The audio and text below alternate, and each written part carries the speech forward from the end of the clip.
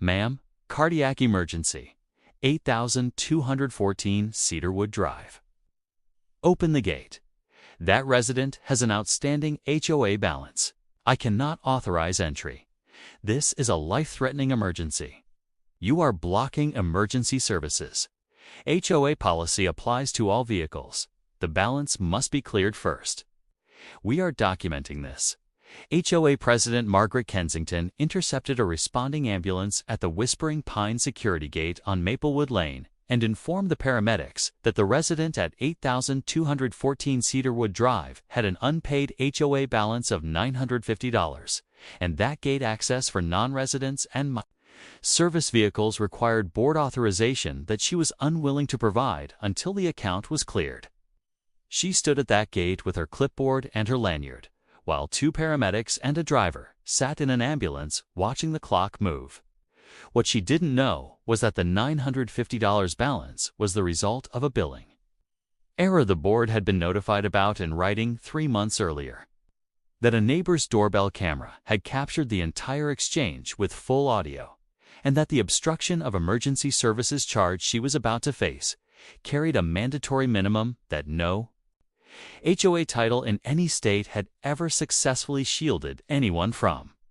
Arthur Gallagher, 61, a retired civil engineer who had spent 30 years working on infrastructure projects across the southeastern United States, had lived at 8214 Cedarwood Drive in the Whispering Pines subdivision of Naples, Florida, for 6 years.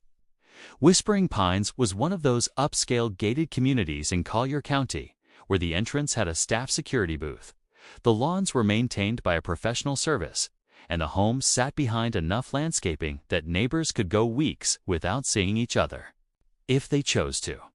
Arthur had chosen the neighborhood specifically for its quiet. A man who had spent 3 decades on loud construction sites wanted nothing more than stillness when he finally stopped working. He had been experiencing chest tightness for 2 days before his wife Evelyn called 911 on a Thursday evening in late January. The call was logged at 7:41 p.m. by Collier County Emergency Services, and a 2-person paramedic unit was dispatched from the nearest station on Tamiami Trail East with an estimated arrival time of 6 minutes. They made it to the Whispering Pine security gate on Maplewood Lane in 5. That is where Margaret Kensington was waiting. Margaret, 56, had been HOA president of Whispering Pines for 7 consecutive years and had built a reputation among residents that most of them described in careful language when they thought she might be listening, controlling, retaliatory, and possessed of an absolute certainty that her authority as HOA president extended further than any bylaw, any state statute, or any common human decency required it to. She had been in a billing dispute with Arthur Gallagher for 3 months over a $950 charge he had contested in writing after identifying it as a duplicate assessment. The board had acknowledged his dispute in an email and promised a review. Margaret had never completed that review. Instead, she had placed his account in arrears and flagged it in the community access system, which is how she knew, when the ambulance pulled up to the gate on a Thursday evening, exactly whose address it was heading to. She stepped out of the security booth before the paramedic in the passenger seat had finished rolling down the window. Before we go further, what city or country are you watching from? Drop it in the comments. We love seeing where you're tuning in from. And if you believe that no unpaid HOA bill, disputed or otherwise, should ever stand between a person and an ambulance, hit that like and subscribe button and join us here on HOA Conflicts. The lead paramedic, a 10-year veteran named Mitchell, leaned out of the passenger window and told Margaret they were responding to a cardiac emergency at 8214 Cedarwood Drive and needed immediate gate access. Margaret told him the resident at that address had an outstanding HOA balance of $950 and that the gate access policy for Whispering Pines required all accounts to be in good standing before service vehicles could be authorized entry. Mitchell looked at her for a moment and then told her again, slower this time, that this was a medical emergency and that a man inside the community was experiencing chest pain. Margaret told him she understood that, but the policy applied equally to everyone, regardless of the nature of the visit. Mitchell radioed his dispatch and reported the obstruction. His partner climbed out of the ambulance and walked toward the gate panel to see if there was an override option available to emergency services. Margaret stepped in front of the panel and told her the override required a board authorization, code that only she possessed, and that she had no intention of providing it until the matter was resolved. The driver of the ambulance called Collier County Emergency Services directly and reported that access was being blocked by a private HOA representative. The dispatcher told them to document everything and that police were being sent to the location. A neighbor named Nancy Brooks, who lived at 9 Maplewood Lane, had heard the ambulance pull up to the gate from her front room and had walked outside to see what was happening. She pulled out her phone and started filming when she saw Margaret standing between the gate panel and the paramedic. She did not say anything, she just filmed. The ambulance with its lights still running, the gate still closed. Margaret with her clipboard explaining HOA policy to 2 people in uniform who were trying to reach a man having a cardiac. Episode 6, Minutes Away, on Foot. The obstruction lasted 8 full minutes. During that time, Evelyn Gallagher was inside 8214 Cedarwood. Drive on the phone with the 911 dispatcher who was telling her to keep Arthur calm and that help was on the way. She did not know that help was sitting at the gate. She did not know that the reason it had not arrived yet had nothing to do with traffic or distance and everything to do with a billing dispute that her husband had contested in writing 3 months earlier, and that had never been properly resolved. 2 Collier County Sheriff's deputies arrived at the Whispering Pines gate at 7:54 p.m. One of them instructed Margaret to open the gate immediately. She began explaining the HOA policy. The deputy told her a second time to open the gate, and that failure to do so would result in her immediate arrest. Margaret entered the authorization code. The gate opened at 7:55 p.m. 14 minutes after the ambulance had first arrived at Maplewood Lane. The paramedics reached Arthur Gallagher at 7:58 p.m. He was conscious, but his condition had deteriorated during the wait.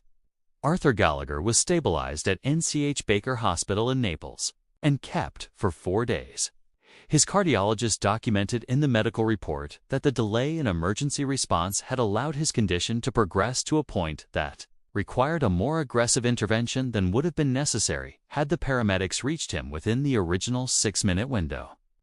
That medical report was submitted to Collier County Emergency Services as part of their standard incident review. It was also forwarded to the Collier County District Attorney's Office by the responding paramedic unit the following morning, along with a full written account of the gate obstruction and the names of every person present. Nancy Brooks posted her footage online that same night. She posted it without a caption because she felt the video did not need one. She was right. By the following morning, it had been viewed over 2 million times.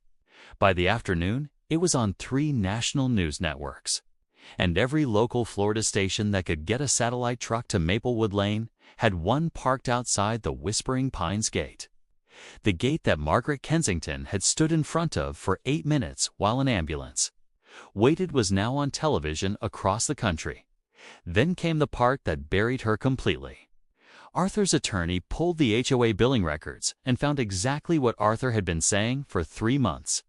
The $950 charge was a duplicate assessment applied. In error to his account, the board had received his written dispute on October 14th and had sent a reply, acknowledging it and promising a review within 30 days. That review had never happened because Margaret had placed it in a pending file on her desk and left it there. The account she had used to justify blocking an ambulance was not even a legitimate debt. It was a paperwork error she had refused to fix and had then weaponized against a 61-year-old man having a heart attack. The Collier County District Attorney filed criminal charges against Margaret Kensington the following week. The charge was obstruction of emergency services, a third-degree felony under Florida Statute 843.02. Her HOA lanyard did not appear anywhere in the statute. The Whispering Pines HOA board held an emergency meeting 48 hours after the criminal charges were filed and removed Margaret Kensington from the presidency by unanimous vote. They released a public statement that same evening acknowledging the incident, confirming that the $950 balance on Arthur Gallagher's account had been a billing error, and announcing that the charge had been reversed in full. The statement did not mention Margaret by name. It did not need to. Everyone in Collier County already knew exactly who had stood at that gate. The civil lawsuit Arthur's attorney filed named Margaret personally and the Whispering Pines HOA board as a collective body. It cited obstruction of emergency services, negligent billing practices, and the documented medical impact of the delay outlined in the hospital report. The HOA's insurance carrier reviewed the filing and immediately began separating themselves from Margaret's individual decision to block the gate, making it clear in their correspondence that her actions fell outside any coverage. The board could reasonably claim to board members who had been aware of the unresolved billing dispute and had taken no action to fix it were named in the filing as well. The Florida State Legislature opened a formal review of HOA gate access laws within 30 days of the incident following pressure from advocacy groups and a petition signed by over 400,000 people. The review specifically examined whether HOA boards should have any authority to restrict emergency vehicle access for any reason, including unpaid dues. The answer the review produced was not complicated. Margaret Kensington entered a guilty plea on the obstruction charge 8 months after her arrest and was sentenced to 2 years probation, mandatory community service, and a permanent ban from serving in any HOA leadership role in the state of Florida. The civil case settled shortly after for an amount that covered Arthur's medical bills, his legal fees, and damages that reflected what 8 minutes at a gate had actually cost a 61-year-old man and his wife. Margaret sold her home at Whispering Pines before the probation period began. The gate on Maplewood Lane opened without hesitation the morning she left. If this story reminded you that a title and a clipboard should never have the power to stand between a person and an ambulance, share this video with everyone you know today. And if you or someone you love has been mistreated by an HOA board that confused authority with humanity, drop your story in the comments because stories like this one deserve to be heard. See you on the next one right here on HOA Conflicts.